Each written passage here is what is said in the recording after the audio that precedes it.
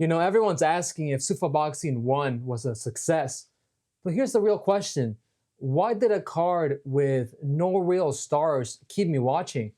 Honestly, I didn't know half of these fighters, or honestly, most of them, which is pretty funny because by the end, that's probably why I cared.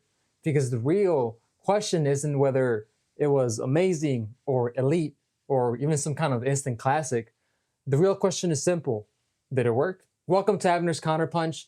So last Friday was Zuffa Boxing's very first card. No massive names. Perhaps you knew Callum Walsh, especially if you tuned into the Canelo vs. Crawford undercard.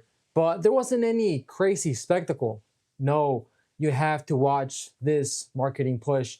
And honestly, I think that's the right move because the event was solid. And, in boxing, solid is typically underrated. If it's not Mayweather, Canelo, hell, Jake Paul, it probably won't make any headlines. But outside of Walsh and Ocampo, these weren't names I had any real familiarity with. And normally that's the kind of thing that may make you tune out. But by the end of the night, I found myself still watching, still engaged. This was Zuffa's real first impression, the first real test, you could say. And look, expecting it to feel like a UFC level spectacle right out of the gate is a little bit unrealistic. Of course, there's no mega stars. You start with fights that are competitive enough to matter, but clean enough to build fighters.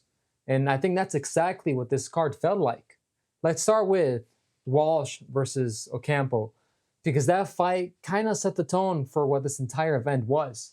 On paper, it was a solid matchup, not some crazy leap, right? Not a total mismatch given Callum is still early in his career. And in the ring, it played out the same way.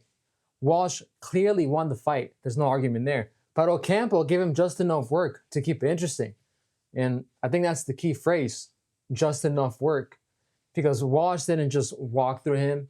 Because, Ocampo was able to catch him a few times with some good ones. But he also didn't struggle. And that's what you want at this stage. It gave us a chance to actually see some of Walsh's style. I think his head movement really stood out the most. His distance control was sharp, and those check hooks were clean and well-timed. It made me go, all right, this guy actually knows what he's doing. At the same time, I did see some potential issues, though. Walsh has a tendency to fight with his hands down. Against Ocampo, it didn't really bite him, but against a fighter who can really apply pressure more effectively, who can cut the ring and force exchanges, that's a habit that can open the door to a big shot. You may even be able to argue that that is a good thing for Zuffa. Vulnerability in up-and-coming stars is interesting to watch. And overall, I think that it was a good showing for Walsh. Not flawless, just good, solid boxing. And, it definitely put him on my radar more than he was before this fight. But the fight that personally hooked me a little more than I expected was the Michel Rodriguez fight against Austin Dianda. And I'll admit, this one might be a bit more niche in terms of who it resonated with. I love pressure style fighters, high guard, walking forward, trying to let bombs go. There's something about that. It just clicks. And, I do see a little bit of my own style in that, my own amateur style in that approach. Obviously not anywhere near pro level, definitely not Olympic level like Rodriguez, but the mentality behind it is familiar. Walk forward, impose yourself, make the fight uncomfortable.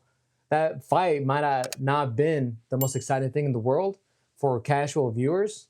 I wouldn't be shocked if people tuned out during the fight.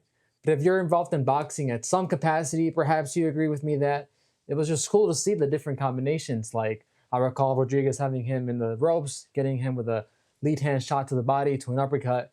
Not every fight is meant to be a casual fan banger. And I think Zuffa is okay with that. Then you had Julian Rodriguez versus Kane Sandoval, which for me was one of the most important fights on the card in terms of what it represented. That fight was competitive for most of the way through, back and forth action, how it picked up in the later rounds. The inside fighting got intense. Both guys were landing. Both guys were taking shots. And what really caught my attention was Julian's ability to find timing and in between Kane's flurries. That's not easy to do when you're getting hit with a lot of volume.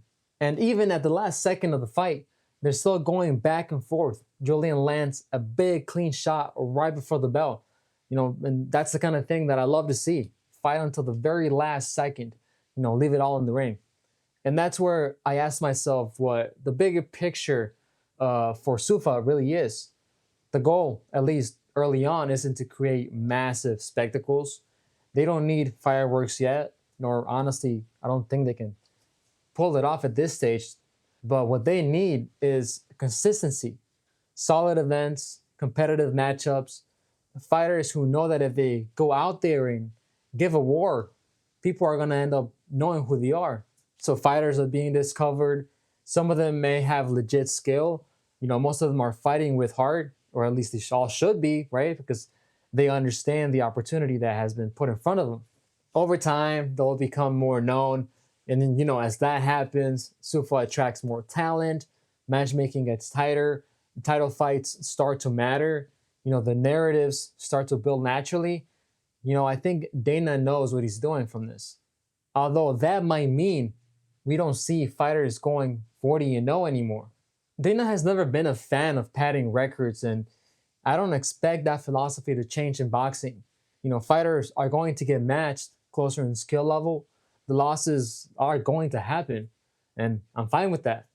From a pure boxing fan perspective, especially someone who wants to get to know talented boxers and see them tested head to head, a UFC style league structure makes a lot of sense. I've also never loved the idea of a million different belts scattered across different sanctioning bodies.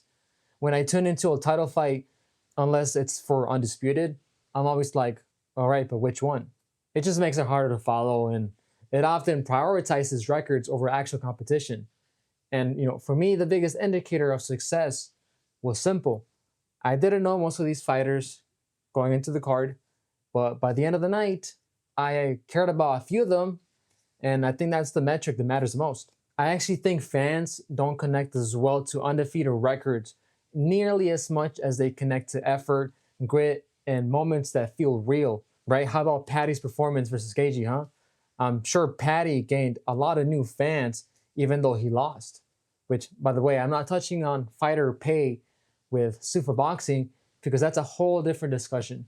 The event itself, I liked. I don't know if I'll feel the need to cover every single Zuffa card unless there's notable moments, but it's headed in the right direction. So if Zuffa Boxing's first card was solid, just imagine what it looks like at card 100, 200. Also, I broke down Zuffa Boxing's general impact on the entire sport and the whole ordeal with, Dana, fighter pay, the Muhammad Ali Act in the previous video. So click here to see that and subscribe while you're at it so you don't miss future fight discussions. See you later.